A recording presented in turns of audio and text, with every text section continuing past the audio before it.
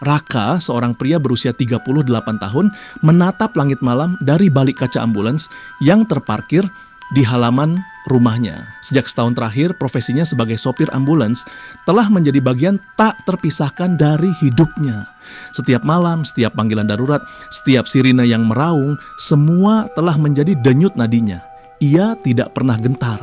Bahkan ketika harus mengantar jenazah dari lokasi kecelakaan atau menembus hujan deras dengan pasien kritis di dalam, ia tetap tenang. Namun satu hal yang tidak pernah ia duga adalah bahwa di balik tugas mulianya itu ada dunia lain yang perlahan mengintainya.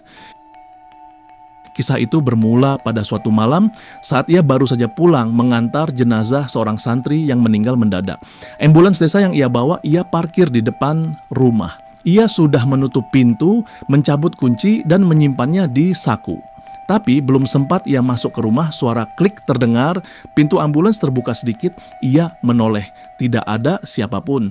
Ia dekati mobil itu, mengecek keliling, memastikan tak ada yang iseng.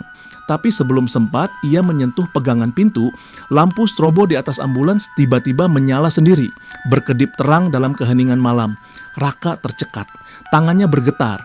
Ia menatap ke dalam mobil, kosong. Dengan jantung berdegup cepat, ia buru-buru mematikan lampu strobo dari dalam. Tapi anehnya, tuas strobo masih dalam posisi mati. Lampu itu menyala seolah ada energi lain yang menghidupkannya. Malam itu Raka tidak tidur. Beberapa hari kemudian, temannya sesama sopir ambulans, Darto, meminjam ambulans itu untuk tugas malam. Sekitar pukul 3 dini hari, Darto mengembalikan mobil dan mengirim pesan ke Raka. "Rak, mobilmu goyang-goyang sendiri pas aku berhenti di depan rumah, kayak ada yang gerak di belakang." Raka tidak langsung membalas. Ia hanya memandangi layar ponselnya, merasa ada sesuatu yang mengawasi dari luar jendela. Angin malam tiba-tiba berhenti, seolah dunia menahan napas. Sejak kejadian itu, Raka mulai memperhatikan kejanggalan demi kejanggalan. Kadang, meski ia yakin telah mematikan mesin, ambulans tetap mengeluarkan suara lembut, seperti dengusan mesin yang belum padam. Kadang ia merasa kursi belakang berdecit sendiri, seolah ada seseorang yang duduk atau bergeser pelan. Namun semua itu masih bisa ia tanggung. Sampai suatu malam, ia mengantar jenazah korban kecelakaan ke sebuah desa terpencil. Perjalanan itu sunyi. Di kursi belakang, jenazah terbaring diam dalam kantong mayat. Temaram lampu jalan membuat suasana semakin mencekam. Saat melewati jalan menanjak yang berkelok, Raka melirik ke spion tengah. Ia membeku.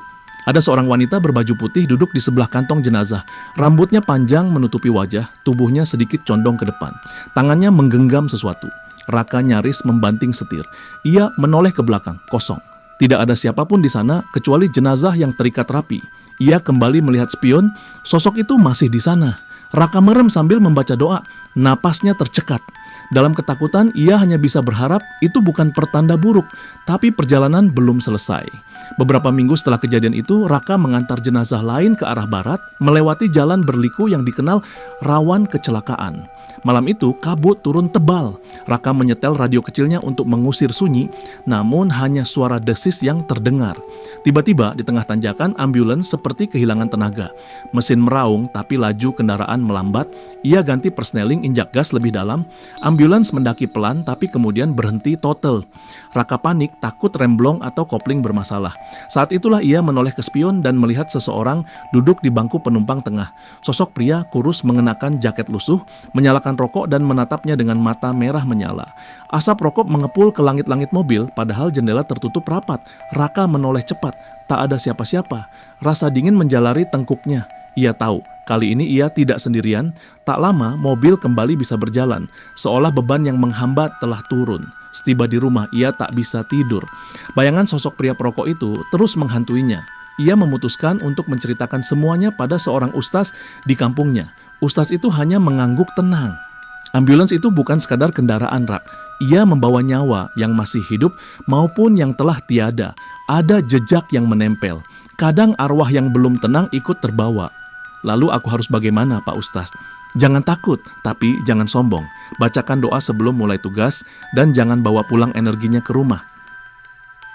Sejak saat itu, Raka selalu menyempatkan diri membaca doa sebelum menyalakan ambulans. Namun tidak semua makhluk bisa dihalau dengan bacaan. Suatu malam saat ambulans kembali diparkir di depan rumah, istri Raka, Lesti, mendadak kerasukan. Ia mengigau, matanya terbelalak. Suaranya berubah berat dan kasar.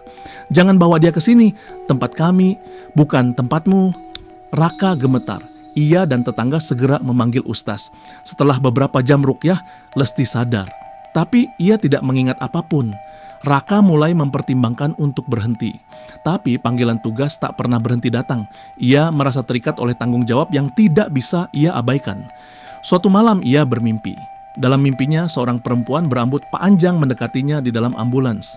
Wajahnya tidak terlihat, tapi ia berkata dengan suara lirih, "Bantu kami pulang, jangan takut, kami hanya ingin tenang." Raka terbangun dengan peluh dingin. Ia termenung lama. Mungkinkah semua yang terjadi adalah bentuk permintaan tolong? Mungkin para arwah itu tidak berniat menakut-nakuti, hanya belum menemukan kedamaian. Hari-hari berlalu, kisah-kisah mistis terus berlanjut, tapi Raka belajar untuk berdamai. Ia tetap membawa ambulans itu setiap kali dibutuhkan, tapi kini dengan pemahaman baru bahwa di setiap perjalanan, ia tidak hanya mengantar tubuh, tapi juga menuntun jiwa. Kadang ketika ia menyalakan sirin di malam sunyi, ia merasa suara itu bukan hanya penanda darurat, tapi juga panggilan jiwa-jiwa yang mencari jalan pulang. Dan di tengah semua itu, Raka terus melaju, ditemani doa, keberanian, dan suara sunyi dari dunia yang tak terlihat. Terima kasih sudah menonton. Jangan lupa like, komen, dan subscribe jika kamu suka dengan cerita-cerita horor seperti ini. Ingat, dunia tak selalu terlihat dengan mata. Kadang suara sirin di malam hari membawa lebih dari sekadar nyawa, tapi juga rahasia yang belum tenang. Sampai jumpa di kisah mencekam berikutnya.